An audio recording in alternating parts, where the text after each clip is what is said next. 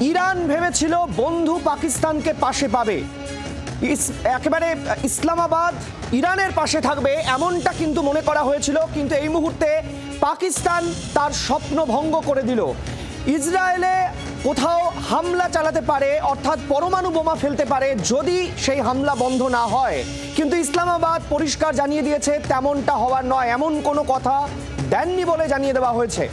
আরও একবার জানিয়ে রাখতে চাইবো, এই মুহূর্তে যে খবরে আমরা নজর রেখেছি, ইরানের দাবি নিয়ে অবশেষে মুখ খুলল ইসলামাবাদ।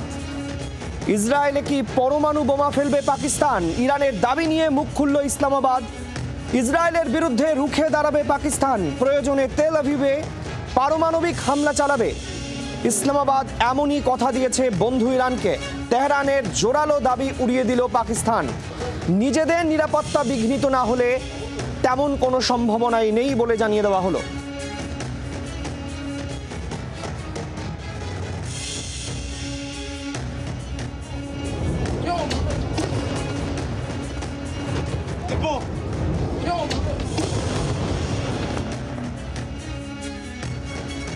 আর এই নিয়ে আমরা আরো কথা বলবো, আমরা বিস্তারিত জানবো। আমাদের সঙ্গে নিউজ রুমে রয়েছেন আমাদের প্রতিনিধি সব্যসাচী চক্রবর্তী। সব্যসাচী, জানতে চাইবো, পাকিস্তান যে বার্তা দিয়ে দিল, যে একেবারে তাদের অবস্থান স্পষ্ট করে দিল, ইরান আরো কার্যত কি চাপে পড়ে গেল?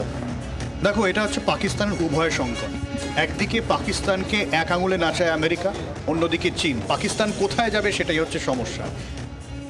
ইরানের টপ জেনারেল তিনি দাবি করলেন যে পাকিস্তান তাদের আশ্বাস দিয়েছে যদি কোনো রকম ইরানে কোনো পরমাণু হামলা চালায় ইসরায়েল, তাহলে তারা পাল্টা ইসরায়েলে পরমাণু হামলা চালাবে।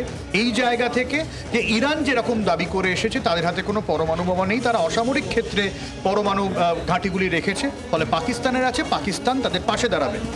পাকিস্তানের ইশাক দার বিদেশমন্ত্রী তিনি জানিয়ে দিলেন এরকম কোনো কথাই তারা বলেনি। পাকিস্তান তাদের পরমাণু চুক্তি একই রকম, পরমাণু যে নীতি রয়েছে তার ওপর যদি কোনো হামলা না হয় পাকিস্তান একমাত্র সেলফ ডিফেন্সের ক্ষেত্রে পরমাণু ব্যবহার করবে, তার আগে নয়। ইসরায়েলকে হুঁশিয়ারি দিয়েছে পাকিস্তান, কিন্তু ইসরায়েলে পরমাণু বোমা হামলার যে দাবি, ইরানের পাশে থাকার দাবি, সেটা তারা উড়িয়ে দিয়েছে। প্রশ্ন উঠছে, তাহলে ভারতকে মাঝে মধ্যে কেন পরমাণু বোমা হামলার হুমকি দেয় পাকিস্তান? এবং প্রশ্ন উঠছে, যদি এই ধরনের পাকিস্তান দাবি করে থাকে এবং এই দাবির নিয়ে নানা রকম চর্চা আন্তর্জাতিক মহলে হয়েছিল, তারপরে কি এমন ঘটলো যে পাকিস্তানকে সাফাই দিতে হলো যে পাকিস্তান এই ধরনের কাজ করবে না? সেক্ষেত্রে কোথাও গিয়ে কি চীন এবং আমেরিকার মাঝে ফাটা বাঁশের মতন পাকিস্তান পড়ে যাচ্ছে? কারণ চীন ইতিমধ্যেই ইরানে বেশ কিছু অস্ত্র সরবরাহ করতে পারে, করেছে, এরকম একটা সম্ভাবনার বিষয় সামনে আসছে। উল্টো দিকে মার্কিন রণতরী ভূমধ্য সাগরে বাড়ছে, এখনও সরাসরি তারা যুদ্ধে জড়াবে কিনা শিওর নয়। সেই জায়গা থেকে পাকিস্তানের এই মন্তব্য সৈকত অত্যন্ত তাৎপর্যপূর্ণ বলে মনে করা হচ্ছে, এবং পাকিস্তানের বিদেশ নীতি কোন জায়গায় কতটা চাপে পাকিস্তান, এই মন্তব্যেও কিন্তু স্পষ্ট হয়ে গেল। ফলে ইরান পাকিস্তানকে যে পুরোপুরি পাশে পাবে সৈকত, সেইটা নিয়ে কিন্তু সন্দেহ আরো জোরদার হলো। একেবারেই সব্যসাচী, আপাতত অনেক ধন্যবাদ আমাদের সঙ্গে থাকার জন্য। যেমনটা খুব স্পষ্টভাবে জানিয়ে দিল, কার্যত উভয় সংকটে রয়েছে পাকিস্তান। পাকিস্তানের কাছে উভয় সংকট পরিস্থিতি এই মুহূর্তে, সেটা কিন্তু খুব স্পষ্টভাবে সব্যসাচী আমাদেরকে জানিয়ে দিলেন। এবং এই মুহূর্তে ইসলামাবাদ তারা যে দাবি করেছেন যে নিজেদের কাছে যদি সেই রকম কোনো সংকট তৈরি না হয় বা হামলার পরিস্থিতি না আসে, তাহলে তারা কিন্তু এই ধরনের কোনো সম্ভাবনাময় পরিস্থিতির দিকে এগোবে না, এটা কিন্তু তারা জানিয়ে দিয়েছেন।